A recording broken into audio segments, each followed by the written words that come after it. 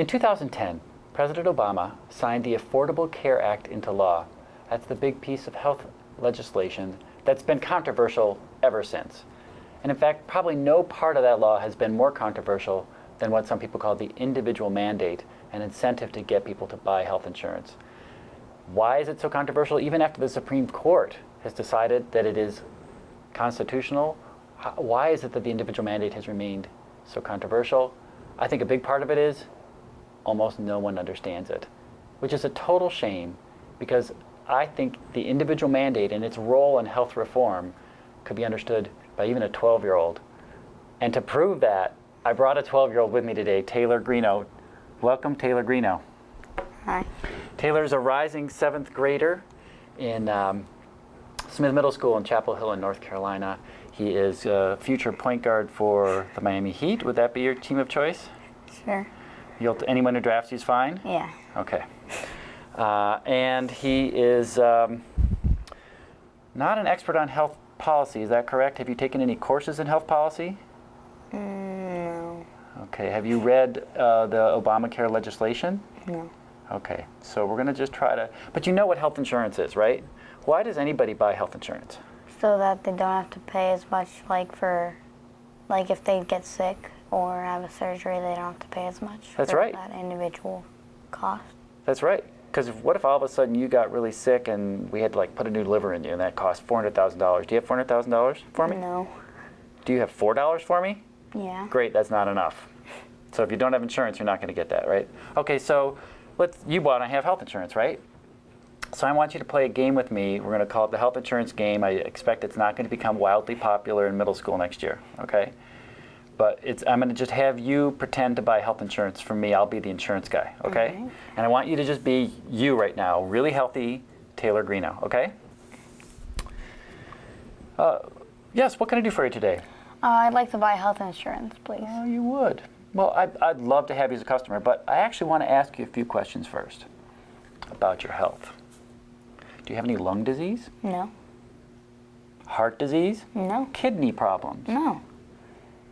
Have you ever caught cooties from chasing girls? No. You haven't? Mm-mm. Okay, because you didn't chase them? Okay. Do you ever have difficulty extracting material from your nose? No. Okay. So you do that frequently? No. Okay. Let me look at your tongue. Okay. Is it easy for you to talk when someone's holding onto your tongue? No. Okay. So you're pretty healthy.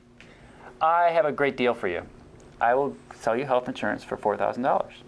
Sound good? Yes. All right. Now, you're a different person, okay? You got lots, I'm going to make up some illnesses. You tell me, you have a lot of problems, okay? Oh, hi, what can I do for you today? I'd like to buy health insurance. Love to have you as a customer. A couple questions first. Do you have any heart problems? Yeah. I see. Any lung disease? I have. Do you frequently pass gas? Yeah. Audibly? Everyone can hear it? No. Okay, good. Do you ever have sneezes interruptus, that terrible condition where you're about to sneeze, and then you don't sneeze? No. Oh, okay. Any history of cosmetic surgery, plastic surgery? No. You might want to consider that. But in any case, sounds like you have some lung and heart problems. Well, I'd still love to give you insurance. That'll be only $16,000. What's wrong? That's way too much. You can't afford that? No. Okay. So what's the problem here then? It's too expensive for people that need it more. Yeah, and now, do you think that's wrong for me, the insurance company, to charge you more money? No. Why not? Because you need to make a profit. Uh-huh. And why would I have to charge that second person more money than the first person? Because they have more expenses. Yeah, they could, if they're already sick, they could get really sick, and then that could be very expensive. All right. So what some people do then, and what the Affordable Care Act tried to do, was to say to insurance companies, hey, we want you to charge the same amount for everybody, even if they're sick through no fault of their own. So let's pretend you're that really sick person again. I just asked you all those questions, right? You're really sick. And so, yeah, well, I see you have lung problems, heart problems, but you know what? I can't pay attention to that. I'd like to give you insurance for $7,000. Sound good? All right. Now you're that healthy guy again. Cooties from chasing girls? No. Lung problems, heart problems? No. Okay. I'd like to sell you insurance for $7,000. What? That's way too much. Well, but I want to charge everybody the same.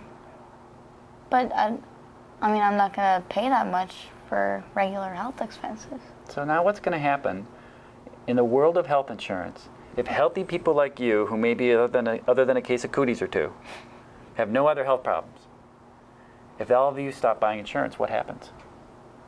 The insurance companies lose money. Well, why? Why would they lose money? They still have customers, like that other guy who was really sick. He still bought insurance. Yeah, but they're probably losing money on him. I think you're absolutely right. So what you find is that when everybody's charged the same, who's the most likely person to buy health insurance? The more expensive. The sicker people. And so what's going to happen to insurance companies now if everybody starts not buying insurance who's healthy? If they don't want to lose their business, go out of business, go bankrupt, what do they have to do? Can they continue to charge everybody $7,000? No. They have to start charging more. Yeah. So what is a way to try to keep this problem from happening? Make everyone buy health insurance. Say that again. I couldn't quite hear that. Make everyone buy health insurance. So what happens if you make everybody buy health insurance? People get mad and they don't want to buy it. They definitely do that. We've seen a lot of that, right? And so the downside is they feel like you're forcing them to do something. That's why it was so controversial. But the upside, we can all debate about it, but at least we have to understand it. The upside still exists. The upside is everybody can afford insurance now. And if you're sick through no fault of your own, you're not going to get priced out of the market. And that means that the healthy people will be buying insurance, and it's still there if they need it, if they get really sick. But if they stay healthy all year long, at least they've helped other people afford their health care. So what do you think? Would you rather have a world where people could buy insurance, everyone buys insurance, but it means some of the healthy people kind of help out the other people by buying insurance? Or would you think we should go to where I charge you more if you're sicker? Same. You want to charge everyone the same? That's why you need some people call that an individual mandate. What have you learned today, other than how to avoid cooties? The insurance companies should charge everyone the same amount. And let's do that by getting everybody to get insurance. Yeah. And I think now that everyone has an incentive to buy insurance, that's probably what's going to happen. All right, that's a 12-year-old, and frankly, not the brightest one on the planet. No, he's smart.